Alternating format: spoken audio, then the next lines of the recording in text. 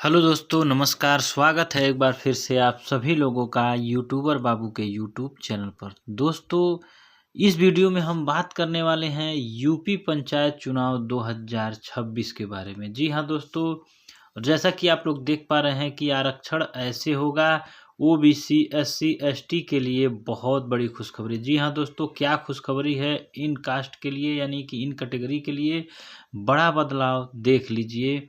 यहाँ पर आप लोग देख सकते हैं कि आरक्षित सीटों का कार्यकाल बढ़ाने की सिफारिश। अब देखिए इसमें क्या है, इस जो है न्यूज़ में, इस न्यूज़पेपर में हम आप लोगों को पूरी जानकारी देने वाले हैं। ऐसे ही लेटेस्ट वीडियोज़ के लिए हमारे चैनल को सब्सक्राइब कर लीजिए, बेल आइकन को प्रेस कर लीजिएगा। वीडियो पसंद आता है तो लाइक करके अपने दोस्तों के साथ शेयर ज़रूर कीजिएगा। तो चलिए वीडियो को हम लोग शुरू कर लेते हैं।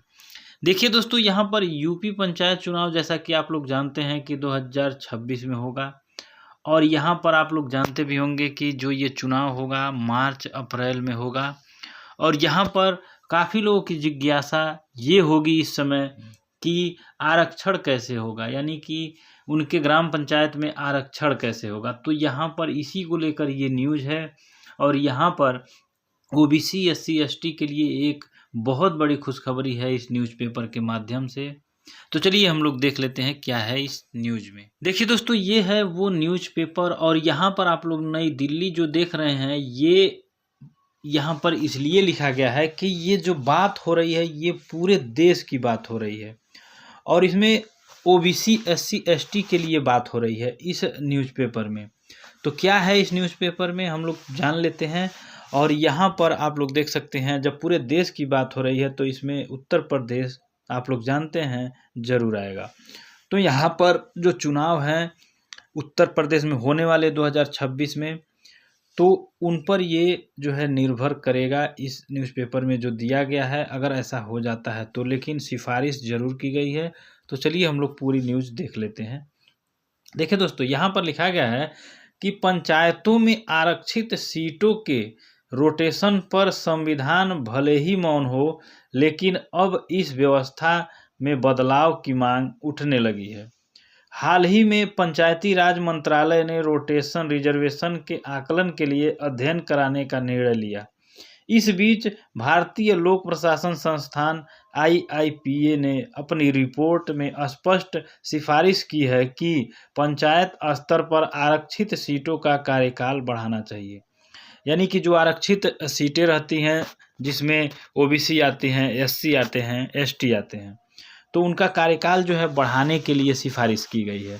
अब कैसे सिफारिश की गई है आगे चलिए हम लोग देख लेते हैं। लिखा गया है कि जो भारतीय लोक प्रशासन संस्थान की रिपोर्ट के अनुसार पंचायत चुनाव में महिलाओं, अनुसूचित जाति, जनजाति व ओबीसी के लिए आरक्षित सीटों का चक्र हर चुनाव में बदल जाता है।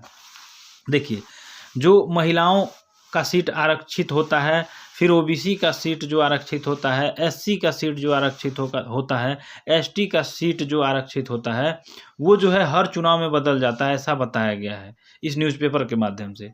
तो इसमें क्या कहा गया, देखिए, इससे आरक्षित सीटों पर चुने गए जनप्रतिनिधियों को काम करने का पर्याप्त अवसर नहीं मिल पाता।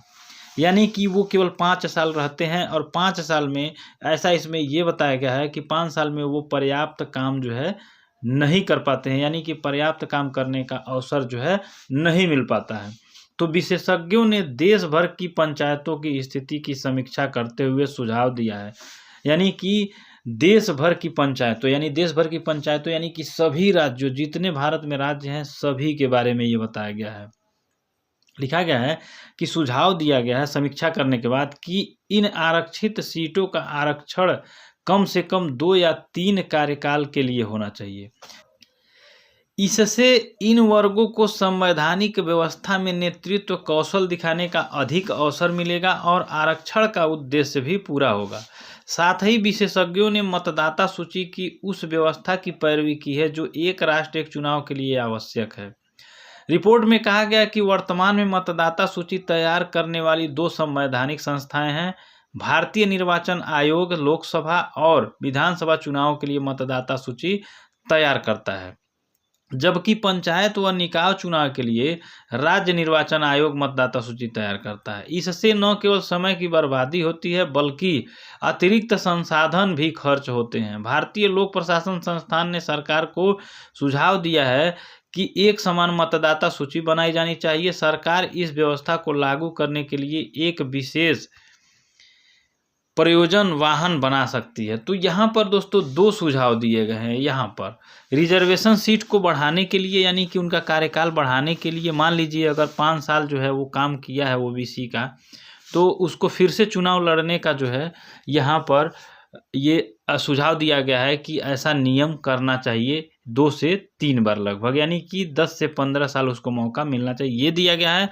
और जो मतदाता सूची है उसमें समय बचाने के लिए जो मतदाता सूची 2 बार बनाया जाता है, लोकसभा और विधानसभा चुनाव के लिए अलग से, और यहाँ पर पंचायत चुनाव और नगर निकाय चुनाव के लिए जो है अलग से, तो दोनों को एक बार बनाया जाए, यानी कि दोनों जो मतदाता सूची है वो एक ही मतदाता सूची से सभी चुनाव को कराया जाए, ऐसा सुझाव दिया गया है, जिससे समय की बर्बादी भी नहीं होगी और उचित संसाधन का जो व्यवस्था होता है देखभाल करने के लिए वो जो है वो पर्याप्त मात्रा में लग सकते हैं, यानी एक ही बार यूज किए जा सकते हैं, ऐसा इसमें बताया गया है। तो ये दोस्तों एक बहुत बड़ी खबर है। अगर ऐसा हो जाता है तो महिला के लिए, ओबीसी के लिए, एससी के लिए और एसटी के लिए ये एक बहुत बड़ी खुशखबरी है। और यहाँ पर लिखा भी गया है कि आईआईपीए में पंचायत चुनाव पर मंत्रालय को सौंपी रिपोर्ट, यानी कि रिपोर्ट सौंप दी गई है, सुझाव जो है दे दिया गया है।